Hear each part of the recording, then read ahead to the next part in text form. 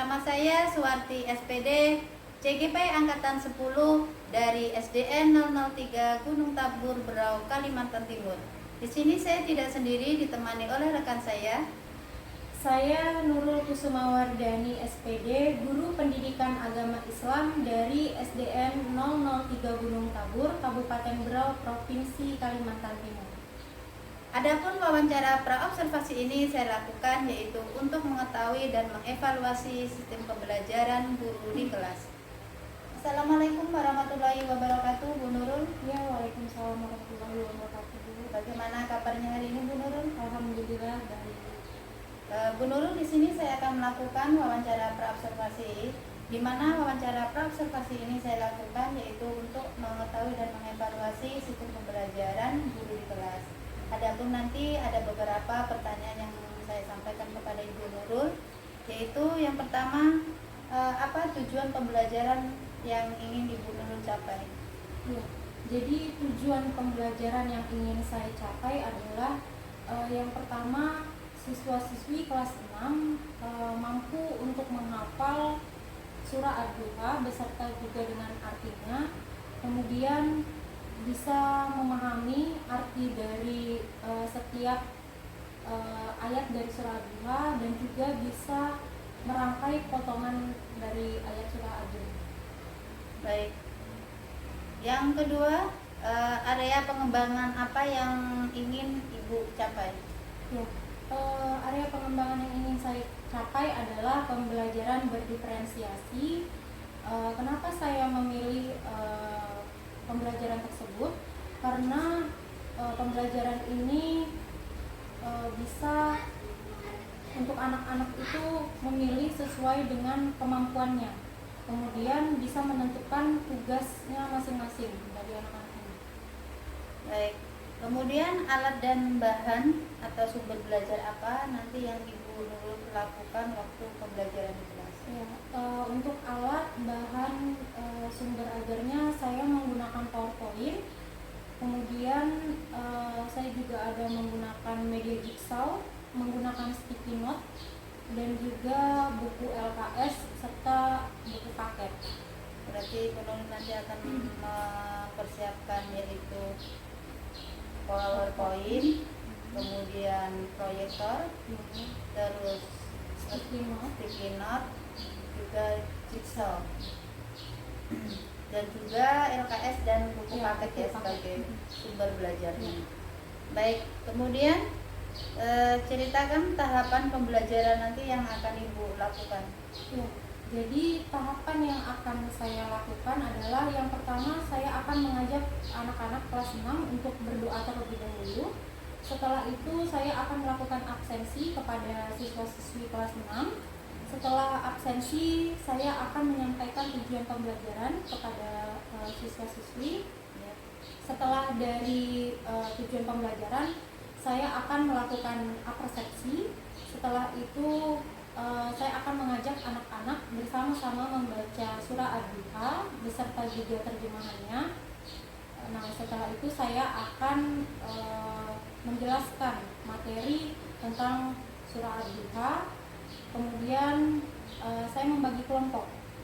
Jadi anak-anak nanti akan saya bagi menjadi 3 kelompok, yaitu ada kelompok auditory, ada kelompok kinestetik, dan juga visual.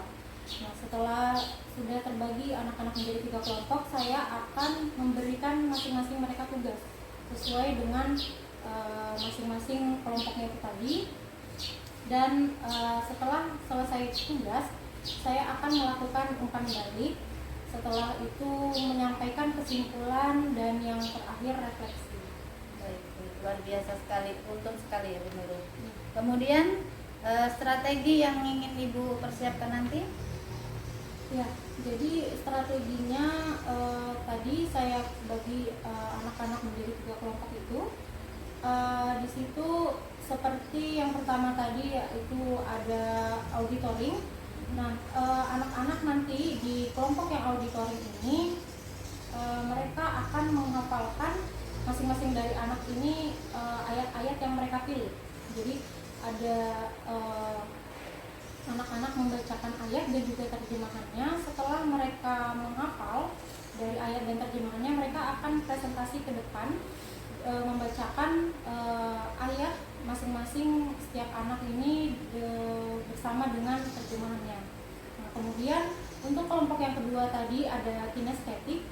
Nah, di kelompok kinestetik ini anak-anak akan membawa potongan ayat, kemudian dari surah Ad-Duha akan maju ke depan presentasi untuk mereka memegang potongan ayat masing-masing sehingga menjadi satu rangkaian ayat dari surah Ad-Duha tersebut.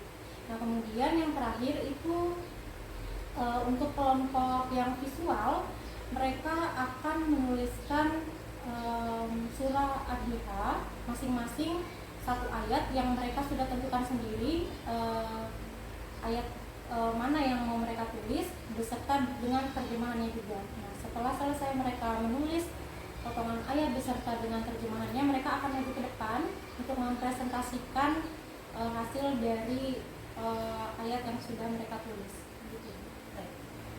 Kemudian persiapan tertulis apa saja yang sudah Ibu buat?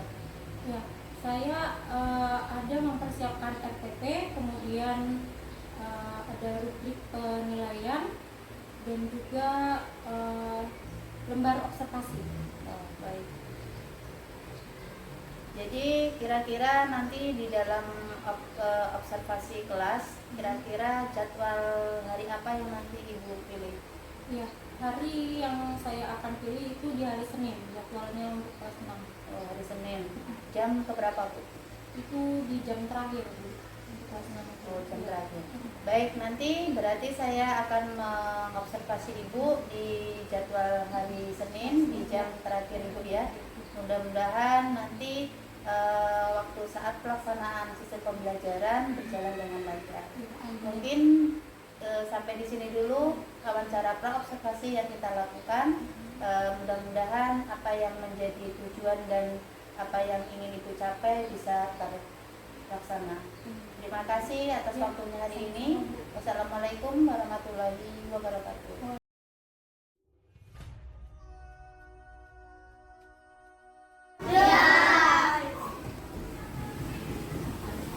Assalamualaikum warahmatullahi wabarakatuh. Waalaikumsalam warahmatullahi wabarakatuh. Apa kabarnya hari ini anak-anak? Alhamdulillah luar biasa. Tetap semangat. Allahu Akbar. Yes. Mengawali pembelajaran hari ini, marilah kita bersama-sama berdoa menurut agama dan kepercayaan masing-masing. Berdoa dimulai.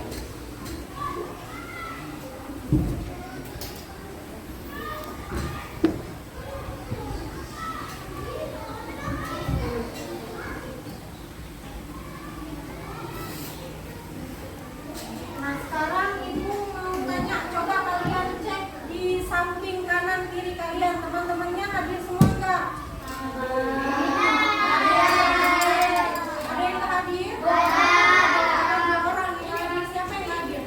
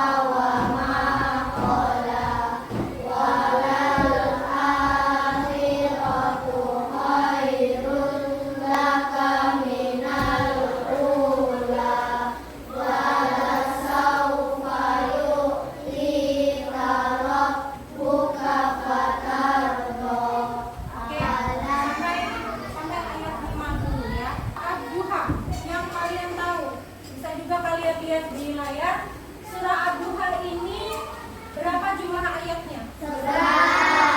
Ada 11 ayat. Minggu ini yang kita pelajari tadi baru 1 sampai 5. Surah Ad-Duha ini turun di mana? Surah Ad-Duha turun di mana?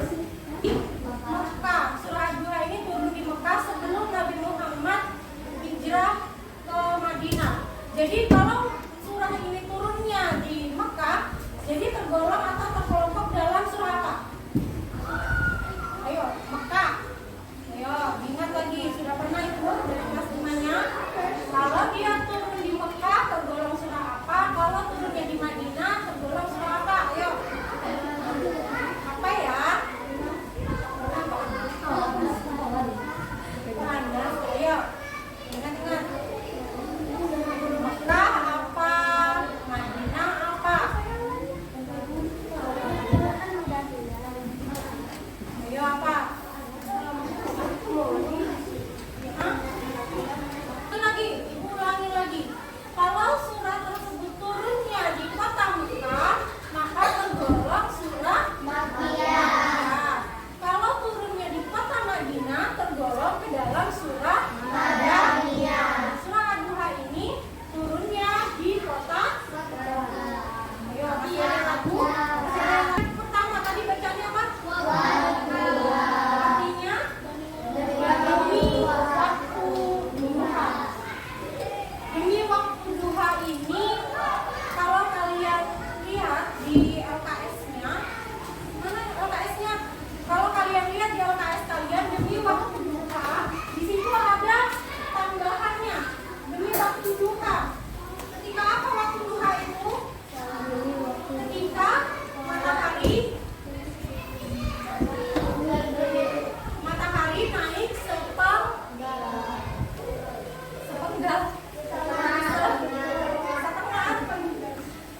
Coba dilihat dulu di bukunya. Matahari terbit sepenggal.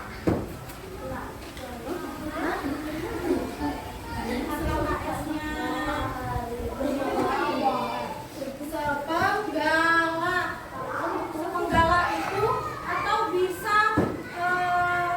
dikatakan seperti ujung tombak, ya, ujung tombak. Tinggi matahari itu setinggi ujung tombak. Atau kalau lebih mudahnya di dalam kita tapirat itu disebutkan bahwa seujung tombak itu sama dengan 16 menit setelah matahari terbit.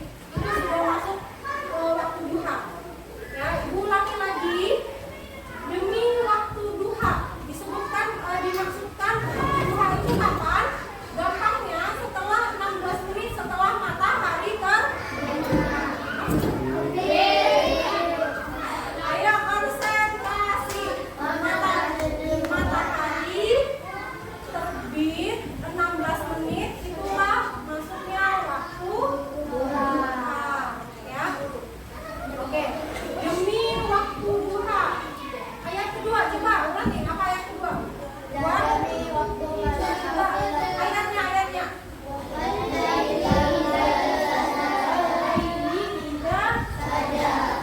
Demi waktu malam apabila telah sunyi. Oke. Tahu kan malam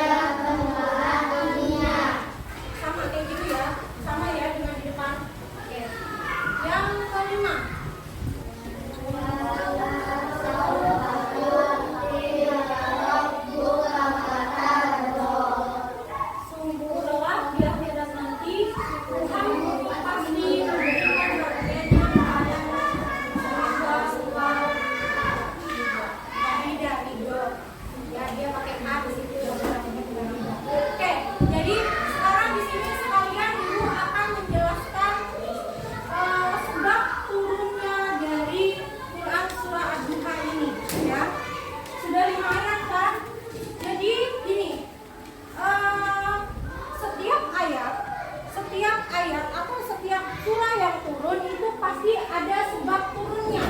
Apa sebab turunnya surah itu pasti ada. Sebab turunnya itu yaitu Nabi Muhammad. Apa ada yang tahu nggak? Sebelum dijelaskan ada yang tahu dulu nggak? Apa sih kira-kira sebab turunnya Quran surah Ad-Duha ini? Ada yang tahu nggak sebelum ibu jelaskan? Ada yang tahu atau ada yang pernah dengar sebab turunnya Quran surah Ad-Duha? Belum tahu? Oke. Jadi ibu jelaskan bahwa surah Ad-Duha ini sebab turunnya adalah ketika itu Nabi Muhammad tidak menerima wahyu selama beberapa saat, beberapa hari. Ada perbedaan pendapat, cuman yang pernah wahyu dari malaikat Jibril ini sekitar 15 hari. Ya. Jadi selama 15 hari Nabi Muhammad ini tidak bertemu dengan malaikat Jibril, tidak ditemui dari Allah Subhanahu wa taala. Jadi ketika itu Nabi Muhammad ini merasa sedih. Kemana malaikat Jibril?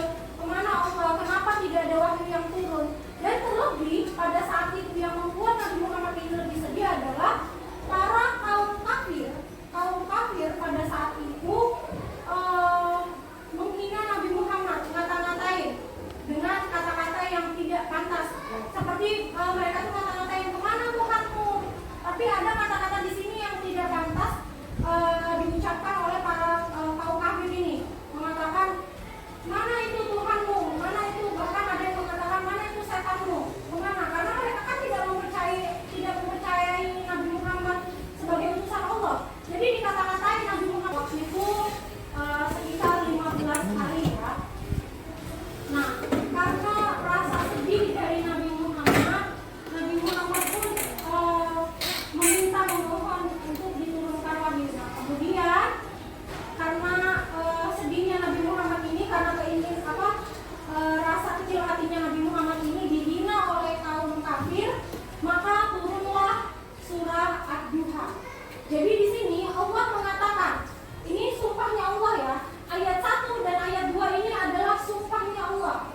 Jadi Allah bersumpah demi waktu duha. Di sini bisa diartikan maksudnya waktu pagi sampai selama siang hari.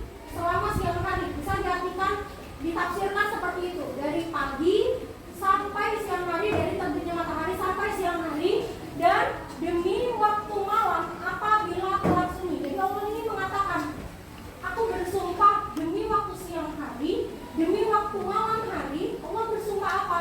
Bahwa Allah, Tuhanmu, yaitu Tuhannya Nabi Muhammad, tidak meninggalkan dan tidak membenci Nabi Muhammad.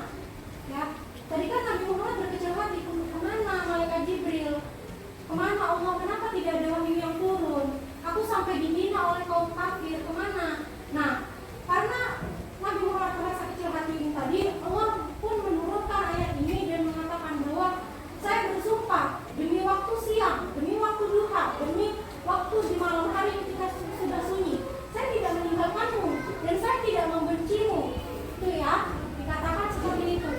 Sungguh akhirat itu lebih baik bagimu daripada permulaan atau dunia. Jadi dimaksudkan, maksud dari ayat keempat ini adalah dunia itu tidak lebih baik daripada akhirat. Dunia ini kan hanya sementara saja, sementara akhirat selamanya. Yang kekal adalah nanti di akhirat. Di dunia ini ibaratnya kalian hanya singgah saja, hanya mengumpulkan bekal untuk nanti di akhirat. Ya, bisa dipahami? Ada 4 kelompok pemberian di dalam Islam itu, ada 4 kelompok yang dinamakan pemberian, dibagi menjadi 4. Yang pertama apa? Sedekah. Apa itu sedekah? 8 golongan atau asnaf yang sudah ditentukan dan yang disebut dengan mustahik. Jadi ada kelompok orang yang disebut sebagai mustahik. Ada 8 kelompok itu ada di dalam Quran surah Al-Taubah ayat 40, nanti akan kita bahas ya. Kemudian yang kedua, jariyah. Umumnya sesuatu yang diberikan untuk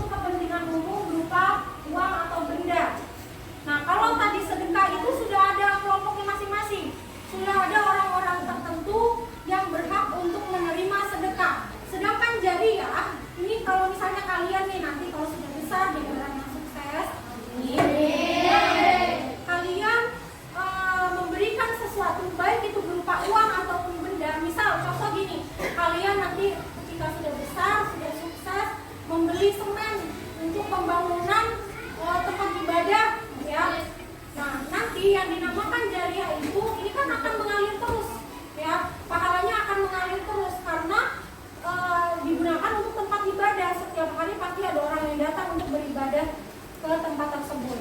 Atau bisa hal-hal lain, misalnya dibeli kalian patungan beli kipas angin. Setiap orang yang menerima anginnya juga kalian akan menerima pahalanya. Oh, enaknya ya di kelas ini dingin. Nah, disitulah pahala kalian juga mengalir. Itulah yang disebut jariah. Salah satu orang yang sampai sekarang pahala jariahnya itu masih mengalir, ada yang tahu nggak siapa? Ibunda dari Nabi Ismail alaihissalam. Kenapa? Karena apa yang beliau peroleh ketika itu masih bisa terkumpul sampai sekarang. Ada yang tahu nggak kira-kira apa? Masih bisa dirasakan oleh orang bahkan di seluruh dunia yang datang ke tempat itu, bisa merasakan nikmatnya dari zaman dulu, dari zaman Nabi Ismail masih ada sampai sekarang. Ada yang tahu apa? Tempatnya ada di Mekah. Ada yang tahu apa? Ayo, kisahnya Nabi Ismail yang memukul-mukulkan kakinya ke tanah, muncul apa? Air apa? Air Zam-Zam. Itu sampai sekarang masih mengalir pahala jariahnya.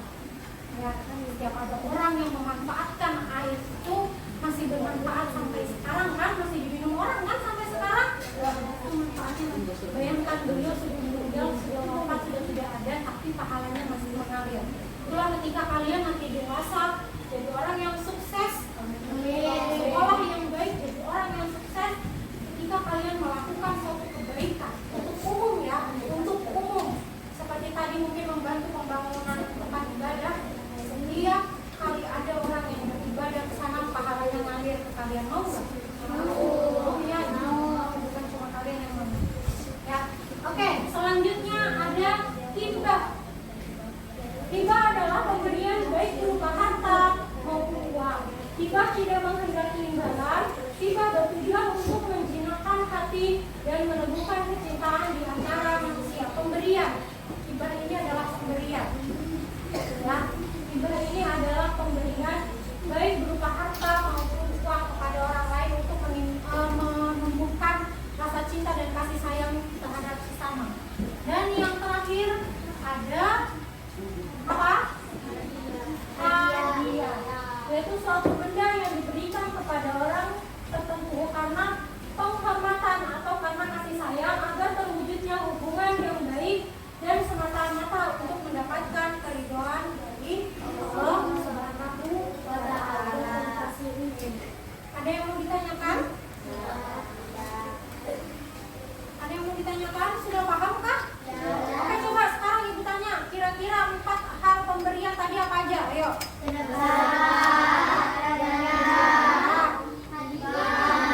Sebelum hadiah apa? Hibah. Terus? Hadiah. Sudah tahu perbedaan-perbedaannya? Paham? Yakin tidak ada yang mau ditanyakan? Tanyalah. Ada yang mau ditanyakan sudah paham?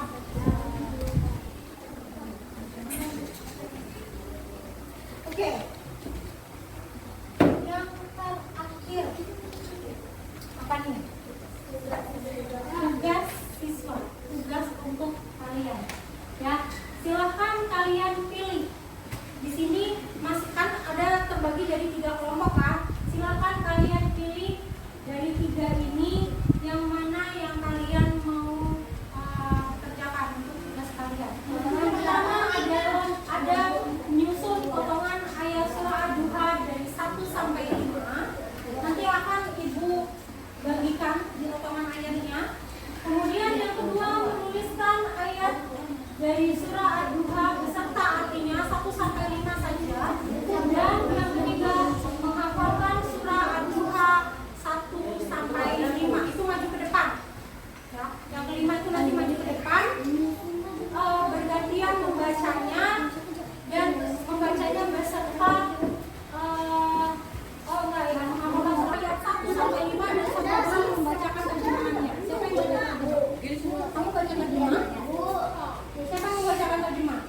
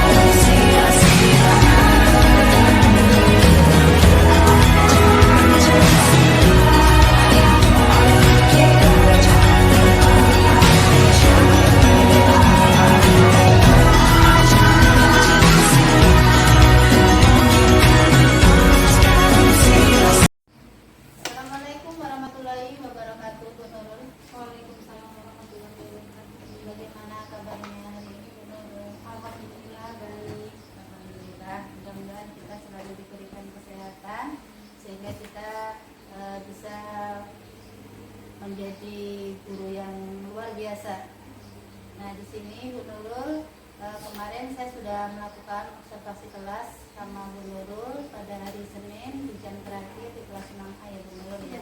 Nah, di sini nanti saya akan melakukan wawancara pasca observasi. Nah, ini nanti saya akan mengajukan beberapa pertanyaan Bu Nurul. Nah, yang pertama nanti pertanyaan saya, bagaimana perasaan Ibu ketika melaksanakan pembelajaran kelas kemarin? Iya, jadi perasaan saya kemarin ketika melakukan pembelajaran di kelas saya merasa sangat puas. Saya juga merasa sangat bersemangat karena melihat anak-anak juga semangat. Sangat bersemangat sekali ya. Iya. Karena antusiasnya luar biasa. Kemudian yang kedua ya, bagaimana proses pembelajaran yang sudah Ibu rencanakan itu sudah sesuai atau belum? Ya, alhamdulillah rencana saya sudah sesuai, sudah berjalan sesuai dengan rencana saya.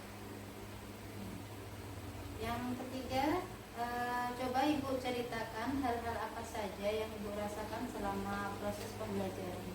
Ya, jadi saya merasakan selama proses pembelajaran itu sangat menyenangkan karena saya bisa menyampaikan materi tentang surah Duha itu kepada anak-anak dan anak-anak juga bersemangat dalam menerima pelajarannya. Kemudian mereka juga belajar tentang pesan-pesan pokoknya dari surah tersebut. Jadi mereka bisa membayangkan gitu seperti apa saja yang terkandung di dalam surah Duha ini. Berarti banyak hal-hal yang bisa dipetik anak-anak Ya, ketika ya. mereka belajar tentang surah Al-Duha. Menurut Ibu, mengenai ketercapaian tujuan pembelajaran yang Ibu lakukan selama proses pembelajaran itu seperti apa Ibu?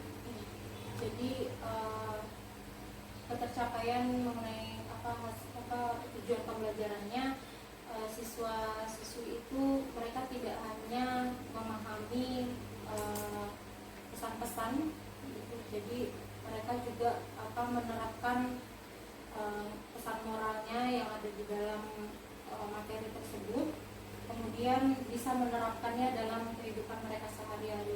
Jadi bukan hanya tahu saja, bukan hanya bisa membaca saja, tetapi mereka juga bisa lebih memahami. Artinya dengan mempelajari surah Al-Duha itu tujuan Ibu itu tidak hanya belajar saja di sekolah, tetapi bisa diterapkan dalam kehidupan sehari-hari. Baik, kemudian adakah hambatan-hambatan selama proses pembelajaran? Ya, hambatannya ada beberapa hambatan, misalnya seperti di awal itu mungkin mereka ada yang belum semangat karena siang hari panas, mungkin anak-anak sudah lelah, capek, jadi harus diberikan dorongan lagi untuk mereka semangat dalam belajar memulai pelajaran baru. Kemudian saat dinyalakan proyektor, saat mereka melihat PowerPoint itu ada semangatnya, mereka bisa melihat gambar-gambar gitu Bu. Kemudian mungkin hambatan lainnya itu karena dibagi menjadi beberapa kelompok Bu, dan untuk yang kelompok mereka yang menulis, yang visual ini, mereka menulis ayat itu ada yang mungkin masih kesusahan dalam menulis ayat, jadi itu lumayan terlambat gitu dari teman-teman yang lain, karena surah Duha ini kan seperti ayat-ayatnya tuh ada yang panjang, ada yang pendek. Nah, pas mereka ke bagian surah yang potongan ayat yang lebih panjang itu lebih lambat, paling seperti itu saja sih Bu. Jadi tidak terlalu seperti Iya. Kemudian bagaimana cara Ibu mengatasi hambatan-hambatan itu tadi? Misal seperti ada